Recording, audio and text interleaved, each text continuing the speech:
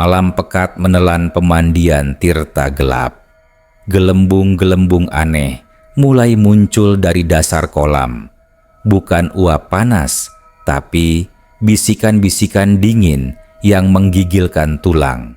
Sesuatu di bawah sana sudah bangun dan mereka ingin ikut bermain.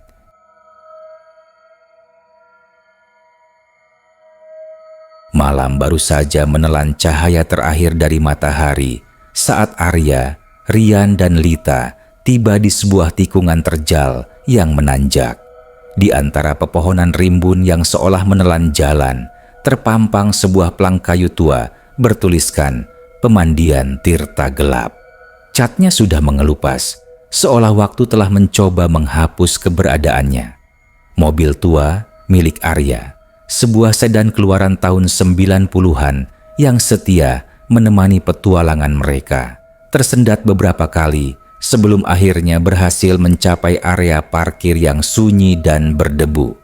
Hanya ada satu motor butut terparkir di pojok, pemiliknya entah siapa.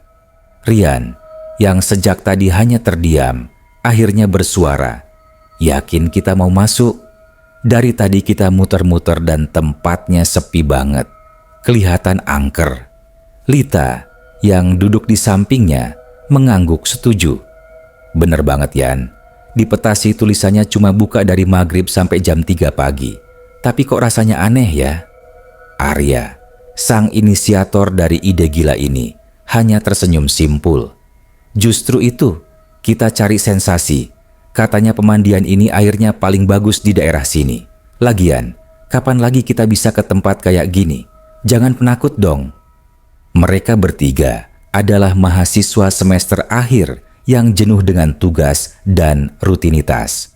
Niat awal mereka hanya mencari tempat liburan singkat yang murah dan tidak biasa. Pemandian Tirta Gelap yang terkenal dengan cerita-cerita mistisnya menjadi pilihan Arya. Bukan karena ia percaya, melainkan karena ia melihatnya sebagai tantangan. Setelah memarkir mobil, mereka berjalan menyusuri jalan setapak yang gelap, hanya diterangi oleh senter ponsel. Aroma belerang mulai tercium, bercampur dengan bau tanah basah dan lumut. Suara jangkrik bersahutan memecah keheningan. Tak lama, mereka tiba di sebuah bangunan setengah permanen yang berfungsi sebagai loket. Seorang kakek tua berambut putih dan berwajah datar duduk di balik meja. Ia tidak tersenyum, tidak menyapa, hanya menatap mereka dengan tatapan kosong. "3 orang," kata Arya sambil meletakkan uang di meja. Kakek itu hanya mengambil uangnya tanpa berucap sepatah kata pun, lalu menyerahkan 3 buah karcis yang sudah lusuh. Karcis itu dicetak dengan tinta merah yang sudah pudar. "Dia nggak ngomong apa-apa," bisik Lita pada Rian. "Seram banget." Rian hanya menggelengkan kepala. Mungkin udah tua, jadi malas ngomong. Mereka melanjutkan perjalanan menuju area kolam. Jalanan mulai menurun, dan mereka bisa melihat 2 kolam pemandian yang mengepulkan asap. Kolam pertama berukuran sedang, kolam kedua lebih besar, dan keduanya dikelilingi oleh pepohonan rindang yang gelap. Air kolam tampak jernih, mengeluarkan aroma belerang yang semakin pekat. Namun, di balik keindahan yang tampak, ada aura yang tidak mengenakan. Suasana hening dan mencekam, seolah mereka adalah satu-satunya manusia di sana. Arya segera melepaskan pakaiannya, tidak sabar untuk merasakan air hangat yang katanya bisa menyembuhkan. "Ayo Rian, Lita, airnya pasti enak banget nih," ajaknya bersemangat. Lita dan Rian masih ragu. Mereka berdiri di tepi kolam, membiarkan kaki mereka terendam air panas. "Dingin banget di luar, tapi airnya hangat, enak juga," ujar Lita, mulai merasa nyaman. Rian pun perlahan-lahan ikut masuk ke dalam kolam. Namun, beberapa saat setelah mereka berada di dalam kolam, suasana hening mulai terganggu. Samar-samar mereka mendengar suara seperti bisikan dari balik pepohonan. Bisikan itu terdengar seperti gumaman tak jelas namun lama-kelamaan menjadi lebih keras dan menyerupai tangisan seorang wanita. Bulu kuduk Lita meremang.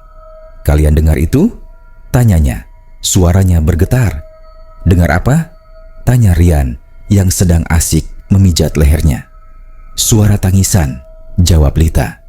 "Suara wanita." Dari sana, ia menunjuk ke arah kolam yang lebih besar. Arya yang dari tadi sudah berendam hingga leher menoleh. "Perasaan kamu aja, mungkin angin. Lagian, di sini kan ada air panas, jadi mungkin uapnya bikin suara aneh." Namun, saat Arya berbicara, tangisan itu tiba-tiba berhenti. Keheningan kembali melingkupi mereka, kali ini lebih mencekam. Tiba-tiba, dari dalam air di dekat mereka, muncul gelembung-gelembung besar yang aneh. Gelembung itu tidak seperti gelembung air panas biasa. Mereka bergerak lambat, seolah ada sesuatu yang besar sedang bergerak di bawah permukaan air. "Gelembung apa itu?" tanya Rian. "Airnya mendidih kali," sahut Arya mencoba bersikap santai. Namun gelembung itu semakin banyak, semakin besar, dan dari dalam air di bawah mereka terdengar suara gemericik, seolah-olah ada sesuatu yang bergeser, bergerak, dan siap muncul ke permukaan. Kecemasan yang tadinya hanya bisikan di dalam hati Lita kini menjadi ketakutan nyata. Ia melirik Rian yang juga tampak panik. Gelembung-gelembung itu bukan lagi sekadar gelembung uap air panas. Mereka seolah-olah memiliki tujuan, bergerak perlahan dari tengah kolam menuju ke arah mereka. Gelembungnya juga terlalu besar untuk sekadar gas belerang. Beberapa gelembung pecah di permukaan, mengeluarkan bau busuk yang menyerupai bangkai. Bau yang sangat menyengat dan tidak wajar. Arya yang sejak tadi mencoba bersikap tenang, kini mulai merasakan ada yang tidak beres. Ia melihat ke dasar kolam yang seharusnya jernih. Namun, dasar kolam yang seharusnya terlihat kini menjadi buram, seolah-olah ada sedimen tebal yang diaduk dari bawah. Lebih mengerikan lagi, dari balik kegelapan di dasar kolam, terlihat bayangan-bayangan bergerak. Bayangan itu bukan ikan, bukan batu, melainkan bayangan yang berbentuk seperti tubuh manusia, namun dengan wujud yang tidak sempurna. "Gua rasa kita harus keluar," bisik Rian. Suaranya tertahan. Ia sudah siap untuk melompat ke tepi kolam. Namun, belum sempat ia bergerak, dari dalam kolam di bawah kakinya, tiba-tiba muncul sebuah tangan kurus pucat dengan kuku panjang dan menghitam. Tangan itu berusaha meraih kaki Rian. Rian berteriak histeris, melompat mundur sekuat tenaga, nyaris terjatuh. Lita dan Arya membeku. Mereka melihat tangan itu mencuat dari dalam air, menggenggam udara kosong selama beberapa detik, lalu perlahan-lahan tenggelam kembali ke dasar kolam yang gelap. Ketiganya langsung berhamburan keluar dari kolam, tidak memedulikan dinginnya udara malam. Jantung mereka berdegup kencang, napas mereka terengah-engah. Mereka saling menatap, mata mereka memancarkan ketakutan yang sama. Rian, yang kakinya nyaris digenggam, masih gemetaran. "Gila, itu tadi apa? Itu bukan ikan, itu tangan manusia." Arya, yang wajahnya kini pucat, mencoba berpikir logis. Mungkin ada yang iseng, nggak mungkin ada yang kayak gitu di kolam air panas. Iseng? Tangan pucat dengan kuku menghitam Arya. Itu nggak mungkin manusia normal. Lita membantah dengan suara keras. Saat mereka masih berdebat, kolam yang baru saja mereka tinggalkan tiba-tiba mengeluarkan suara gemuruh. Air di dalamnya bergejolak hebat, seolah ada badai di bawah permukaan. Gelembung-gelembung besar kembali muncul, kali ini lebih banyak dan lebih cepat. Bau busuk itu semakin kuat, membuat mereka mual. Dari dalam air terdengar suara geraman rendah yang mengerikan. Bayangan di dasar kolam kini semakin jelas. Tidak hanya satu, melainkan puluhan. Mereka semua tampak bergerak, berenang ke arah permukaan. Lita berteriak, "Lihat, mereka naik ke permukaan." Benar saja, dari dalam air muncul sosok-sosok mengerikan. Wajah mereka pucat pasi, mata mereka putih tanpa pupil, dan tubuh mereka tertutup lumut serta lumpur hitam. Mereka memiliki tangan dan kaki yang panjang, dan pergerakan mereka tidak lazim. Mereka muncul dari dalam air, satu persatu, lalu berdiri di tepi kolam, menatap ke arah mereka. Jumlahnya semakin banyak, membuat mereka terpojok. Mereka mulai berjalan keluar dari kolam, air menetes dari tubuh mereka. Arya, Rian, dan Lita tidak bisa bergerak, kaki mereka seolah terpaku di tanah. Sosok-sosok itu berjalan mendekat, langkah mereka menyeret di tanah, dan setiap langkah mengeluarkan suara gemericik air yang menjijikkan. Mulut mereka yang menganga tidak mengeluarkan suara, namun dari sana terdengar suara gumaman tak jelas, seolah mereka ingin mengatakan sesuatu, namun tidak bisa. Di antara sosok-sosok itu, ada satu yang paling menonjol. Wanita berambut panjang, matanya merah menyala, dan ia mengenakan gaun putih yang robek dan kotor. Wajahnya adalah wajah yang paling mereka kenali. Itu adalah wajah yang ada di dalam bisikan tangisan yang didengar Lita sebelumnya. Wanita itu mengangkat tangannya, seolah-olah memanggil mereka, seolah-olah mengajak mereka untuk kembali ke dalam kolam. "Lari!" teriak Arya, akhirnya berhasil memecah ketakutan yang melumpuhkan mereka. Mereka bertiga segera berbalik dan berlari sekuat tenaga. Sosok-sosok di belakang mereka tidak mengejar, namun suara langkah mereka yang menyeret di tanah terdengar jelas di telinga mereka. Mereka tidak bisa melihat ke belakang, namun mereka bisa merasakan tatapan kosong dari mata-mata putih itu yang mengejar mereka. Mereka berlari tanpa henti, melewati jalan setapak yang gelap, melintasi pepohonan yang gelap, kembali ke tempat parkir. Mobil Arya terlihat seperti satu-satunya harapan mereka untuk selamat. Napas mereka terengah-engah saat mereka sampai di mobil. Arya buru-buru membuka pintu mobilnya. Rian dan Lita segera masuk ke dalam. Wajah mereka masih pucat pasi. Arya langsung masuk ke kursi kemudi. Tangannya gemetaran saat mencoba menyalakan mesin. Namun, kunci kontak seolah tidak mau berputar. Berulang kali ia mencoba, namun mesin mobil tetap hening. "Kenapa Arya? Kenapa mobilnya nggak nyala?" Lita bertanya. Suaranya bergetar. "Nggak tahu, kunci kontaknya nggak mau muter." Arya frustrasi. Ia mencoba lagi, namun sia-sia. Saat itulah, dari kaca spion, ia melihat sesuatu yang membuat darahnya mengalir dingin. Di tikungan jalan setapak yang baru saja mereka lewati, berdiri sosok-sosok yang tadi muncul dari kolam. Mereka berbaris rapi, diam, dan menatap lurus ke arah mobil mereka. Wajah-wajah pucat, mata putih tanpa pupil, dan lumut yang menutupi tubuh mereka terlihat jelas di bawah cahaya bulan yang redup. Sosok wanita bergaun putih dengan mata merah menyala berdiri paling depan. Tatapannya menusuk tajam, seolah-olah ia bisa melihat langsung ke dalam jiwa mereka. "Mereka ada di sana," bisik Rian, suaranya nyaris tak terdengar. "Sial!" Arya memukul setir. Ia mencoba lagi menyalakan mesin, kali ini dengan semua tenaganya. Akhirnya, mesin mobil itu hidup dengan suara gemuruh yang keras. Arya langsung menginjak pedal gas. Mobil melaju kencang, meninggalkan tempat parkir yang menakutkan itu. Mereka melaju cepat, melewati jalan setapak yang gelap, kembali ke jalan raya yang seharusnya. Namun, saat mereka mencapai ujung jalan, yang mereka temukan bukanlah jalan raya yang mereka ingat. Jalan yang mereka lewati tadi berbelok tajam, dan di depannya terbentang jalan lurus yang tidak berujung. Di kanan dan kiri jalan hanya ada pepohonan rindang yang menjulang tinggi, gelap, dan sunyi.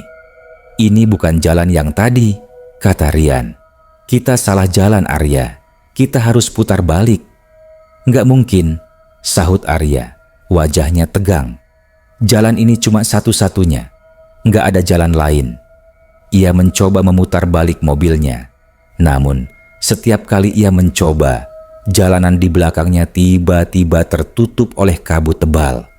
Kabut itu datang entah dari mana, seolah-olah jalan di belakang mereka lenyap ditelan kegelapan. Mereka terjebak di jalanan yang aneh ini, yang seolah-olah tidak memiliki awal dan akhir. Mereka melaju terus, mencoba mencari jalan keluar. Namun, semakin jauh mereka melaju, semakin banyak keanehan yang mereka temui. Mereka melihat bayangan-bayangan bergerak di antara pepohonan, mendengar bisikan-bisikan yang tak jelas, dan mencium bau busuk yang semakin kuat. Bau itu sama persis dengan bau yang keluar dari gelembung di dalam kolam. Tiba-tiba, dari dalam radio mobil yang mati, terdengar suara statis yang sangat keras. Suara itu berlanjut selama beberapa detik, lalu berhenti. Kemudian, terdengar suara gumaman tak jelas, seolah-olah ada banyak orang yang berbicara bersamaan. Suara itu terdengar seperti suara yang mereka dengar di dalam kolam. Arya mencoba mematikan radio, namun tombolnya tidak berfungsi. Suara gumaman itu semakin keras, semakin jelas, dan mereka bisa mendengar beberapa kata yang diulang-ulang. Kembali ke Tirta Gelap, kembali ke kami." Lita menangis. Ia menutup telinganya, namun suara itu seolah-olah masuk ke dalam pikirannya. Mereka memanggil kita. Ia berbisik, "Mereka mau kita balik ke sana." Rian memeluk Lita, mencoba menenangkannya. Ia melihat keluar jendela. Di antara pepohonan yang gelap, ia melihat sesuatu yang bergerak. Bukan bayangan, melainkan sosok-sosok yang sama, persis seperti yang muncul dari kolam. Mereka bergerak dengan kecepatan luar biasa, mengikuti mobil mereka. Wajah-wajah pucat dengan mata putih itu kini tampak lebih dekat, seolah-olah mereka berlari di samping mobil mereka. "Arya, injak gas, mereka ada di sini," teriak Rian. Arya menginjak pedal gas sekuat tenaga. Mobilnya melaju kencang, namun sosok-sosok itu seolah tidak kenal lelah. Mereka terus berlari, mengejar mereka, dan semakin lama, semakin banyak yang muncul dari kegelapan. Beberapa dari mereka bahkan mencoba meraih mobil. Tangan-tangan kurus pucat itu mencoba memecahkan kaca jendela. Mereka tidak bisa melarikan diri. Mereka terjebak di jalan tanpa ujung ini, dikelilingi oleh sosok-sosok mengerikan dari pemandian Tirta Gelap. Mobil Arya melaju dengan kecepatan tinggi, mencoba kabur dari bayang-bayang yang mengejar. Sosok-sosok itu dengan gerakan tidak wajar masih terus berlari di samping mobil.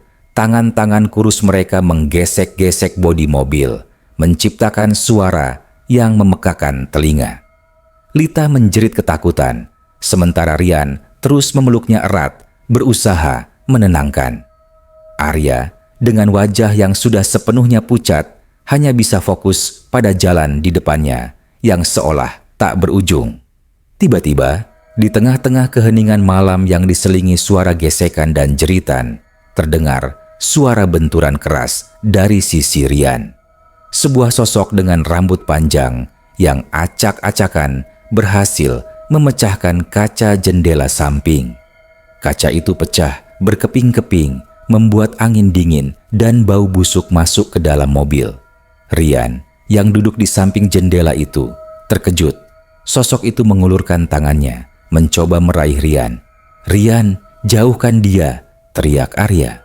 Namun, sudah terlambat. Tangan kurus itu berhasil meraih lengan Rian. Ia menjerit kesakitan. Lita panik. Ia mencoba menarik Rian, namun genggaman sosok itu terlalu kuat. Dengan satu tarikan kuat, sosok itu berhasil menarik Rian keluar dari jendela mobil. Lita menjerit histeris. Arya melihat dari kaca spion, melihat Rian diseret oleh sosok-sosok lain ke dalam kegelapan di antara pepohonan. "Rian! Rian!" teriak Arya. Ia mencoba mengerem, namun mobilnya seolah tidak mau berhenti. Pedal remnya terasa keras dan mati. Ia menginjak gas, mencoba putar balik, namun jalan di belakangnya masih tertutup kabut tebal. Mobilnya terus melaju kencang, seolah-olah dikendalikan oleh sesuatu yang lain. Lita menangis histeris. Ia menoleh ke belakang, namun Rian dan sosok-sosok itu sudah tidak terlihat lagi. Hanya kegelapan dan pepohonan yang menjulang tinggi. Keheningan kembali melingkupi mobil, namun kali ini terasa lebih menakutkan. Rian, sahabat mereka, baru saja hilang ditelan kegelapan. Mereka berdua terjebak. Arya dan Lita tidak bisa berbuat apa-apa. Mobil mereka seolah memiliki kehendaknya sendiri, membawa mereka semakin dalam ke jalan yang tidak mereka kenali. Suara radio kembali menyala. Kali ini lebih jelas dari sebelumnya. Gumaman itu masih terdengar, namun kali ini ada suara lain yang ikut campur. Suara Rian. "Arya, Lita, tolong gue." Suaranya terdengar jauh, putus-putus dan penuh ketakutan. Mereka bawa gue ke dalam kolam. Air mata Lita mengalir semakin deras. Arya mengepalkan tangan di setir, wajahnya penuh amarah dan penyesalan. Ia seharusnya tidak membawa mereka ke tempat ini. Ia seharusnya mendengarkan Rian dan Lita. Sekarang Rian hilang, dan mereka berdua mungkin akan menyusul. Tiba-tiba, jalan di depan mereka berakhir. Di depan mereka terbentang jurang yang sangat dalam. Di sisi lain jurang, mereka bisa melihat cahaya. Cahaya itu berasal dari sebuah bangunan yang sangat familiar. Pemandian Tirta Gelap. Arya menginjak rem sekuat tenaga. Mobilnya berhenti hanya beberapa senti dari tepi jurang. Ia menoleh ke belakang. Jalan yang mereka lewati kini sudah tidak ada. Di belakang mereka hanya ada kabut tebal yang tak berujung. Mereka terjebak. Jalan ini ternyata memang tidak memiliki ujung, hanya ada jalan buntu, dan satu-satunya jalan keluar adalah dengan kembali ke tempat yang paling mereka takuti. Dari dalam kabut, mereka mendengar suara gumaman itu lagi. Kali ini lebih keras, lebih jelas, dan seolah-olah datang dari setiap arah. Kembali ke kami." Di sisi lain jurang, di depan pemandian Tirta Gelap, mereka bisa melihat sosok-sosok itu berdiri. Mereka tidak bergerak, hanya berdiri diam dan menatap lurus ke arah mereka. Wanita bergaun putih dengan mata merah menyala berdiri di depan, mengangkat tangannya seolah memanggil mereka untuk datang. Mereka harus kembali. Mereka harus kembali ke kolam itu jika ingin selamat. Pilihan mereka hanya dua: melompat ke jurang atau kembali ke pemandian Tirta Gelap. Dengan putus asa, Arya memutar mobilnya, kembali ke jalan yang seolah membawa mereka ke tempat semula. Jalan yang tadinya kabut kini terbuka kembali, menampakkan jalan setapak yang familiar.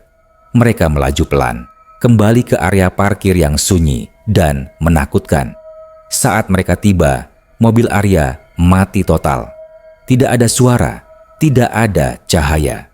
Mereka berdua keluar dari mobil, merasa seperti domba yang siap disembelih.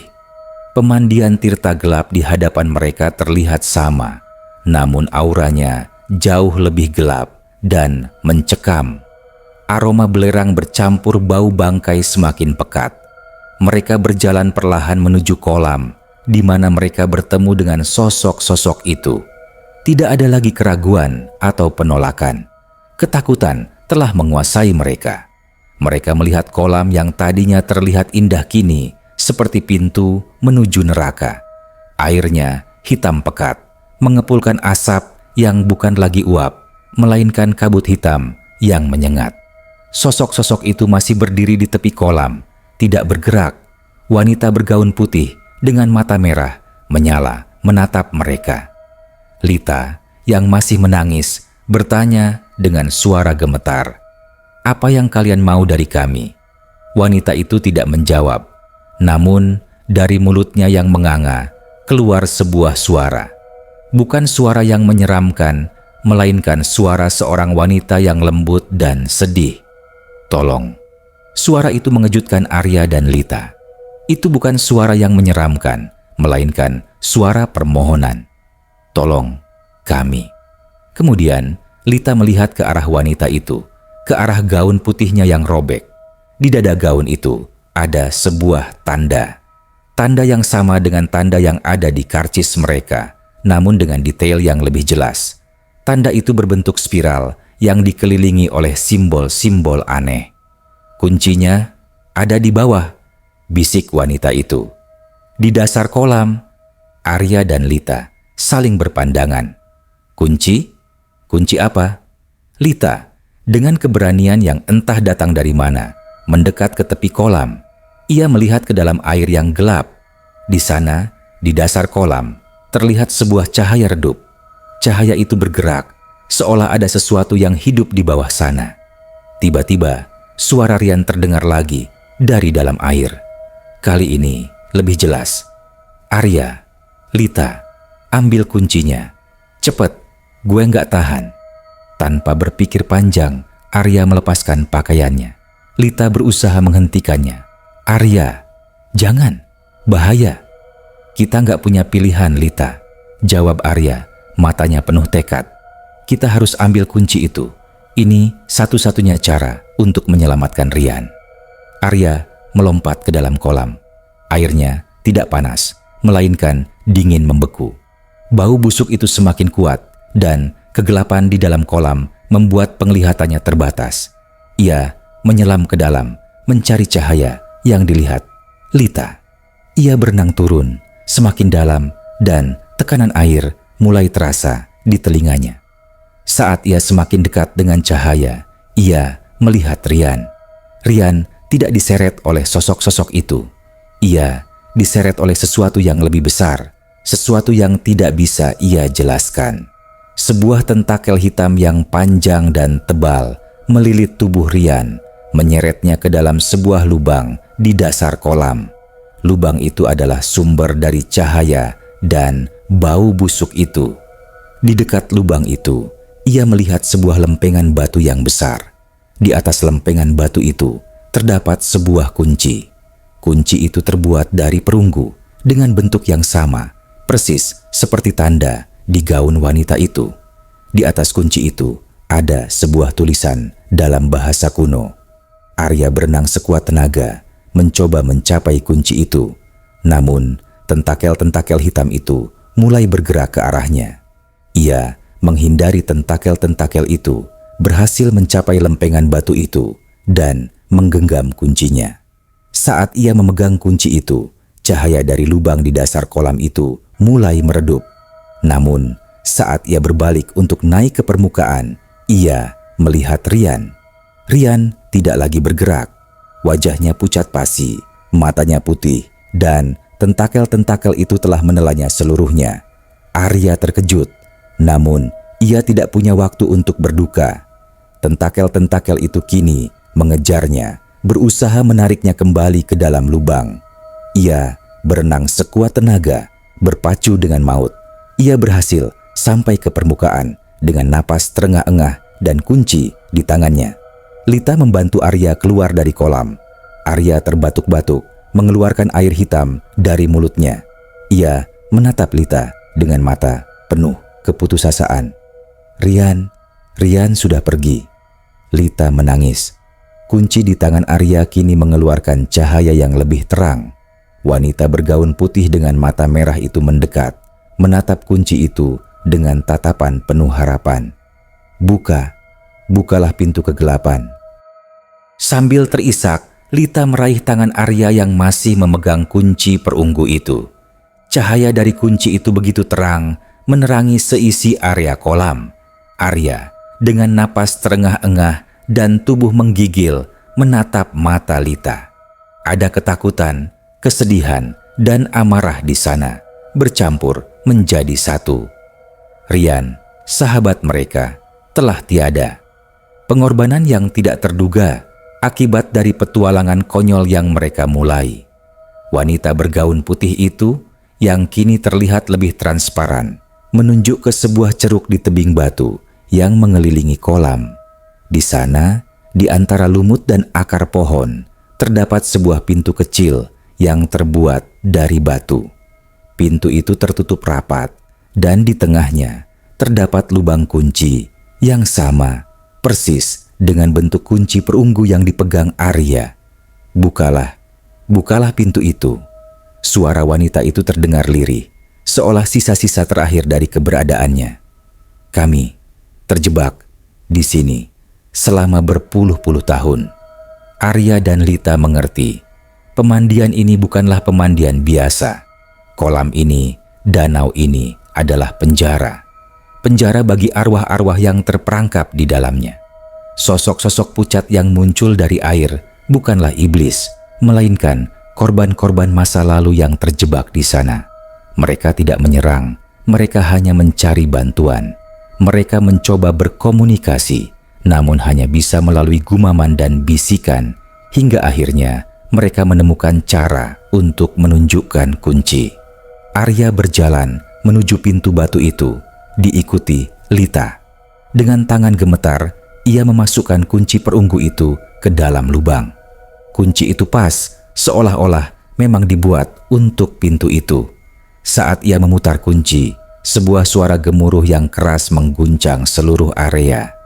Pintu batu itu terbuka perlahan, mengeluarkan cahaya putih yang sangat terang, menyilaukan mata.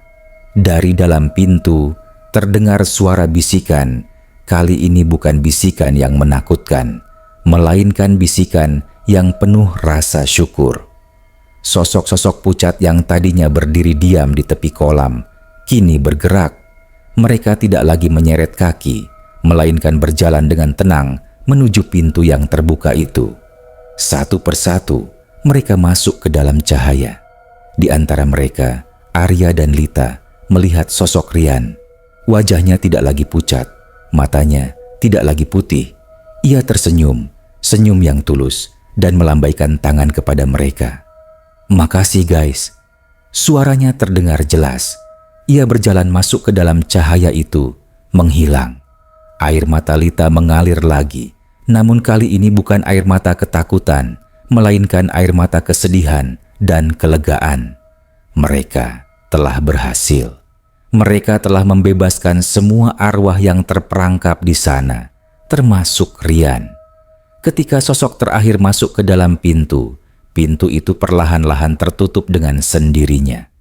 Kunci perunggu di tangan Arya menghilang, menyisakan keheningan.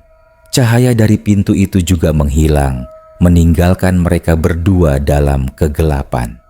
Pemandian Tirta Gelap kini benar-benar sepi. Tidak ada lagi bisikan, tidak ada lagi bau busuk, tidak ada lagi gelembung-gelembung aneh. Kolam itu kini tampak damai, airnya kembali jernih, dan uapnya mengepul dengan normal. Mereka telah menyelesaikan tugas mereka, tugas yang tidak mereka minta, namun harus mereka laksanakan. Arya dan Lita berjalan kembali ke mobil mereka. Mobil yang tadinya mati, kini menyala dengan mudah. Mereka melaju, meninggalkan pemandian Tirta Gelap, tidak lagi melewati jalan tanpa ujung. Jalanan yang mereka lewati kini normal, dan mereka bisa melihat cahaya kota di kejauhan. Mereka tidak pernah lagi menceritakan pengalaman mereka secara detail kepada siapapun. Cerita itu mereka simpan sendiri sebagai rahasia dan kenangan pahit akan pengorbanan Rian. Kisah mereka, kisah tentang pemandian Tirta Gelap, kini menjadi legenda baru. Pemandian Tirta Gelap yang dulunya terkenal angker, kini menjadi tempat yang damai. Namun, tidak ada lagi yang mau datang ke sana. Tidak ada yang tahu apa yang terjadi. Tapi, para penduduk setempat yang sesekali melihat mobil tua Arya yang melaju meninggalkan tempat itu, tahu. Mereka tahu bahwa pintu abadi telah terbuka dan entah apa yang menunggu di baliknya. Dan mereka tahu, setiap malam, di antara bisikan angin, terdengar suara-suara lirih yang berterima kasih. Suara-suara yang bebas. Arya dan Lita, dua orang yang selamat dari kisah ini, kini hidup dengan damai, namun tidak akan pernah melupakan malam di pemandian Tirta Gelap, di mana mereka kehilangan seorang sahabat, namun menemukan sebuah kebenaran yang mengerikan, bahwa dunia ini terkadang memiliki pintu-pintu yang lebih gelap dari yang bisa kita bayangkan, dan terkadang untuk membebaskan sesuatu, kita harus rela mengorbankan segalanya. Pemandian Tirta Gelap kini benar-benar sepi. Tidak ada lagi bisikan, tidak ada lagi bau busuk, tidak ada lagi gelembung-gelembung aneh. Kolam itu kini tampak damai, airnya kembali jernih, dan uapnya mengepul dengan normal. Arya dan Lita, dua orang yang selamat dari kisah ini, kini hidup dengan damai, namun tidak akan pernah melupakan malam di pemandian Tirta Gelap. Mereka menemukan sebuah kebenaran yang mengerikan, bahwa dunia ini terkadang memiliki pintu-pintu yang lebih gelap dari yang bisa kita bayangkan, dan terkadang untuk membebaskan sesuatu, kita harus rela mengorbankan segalanya.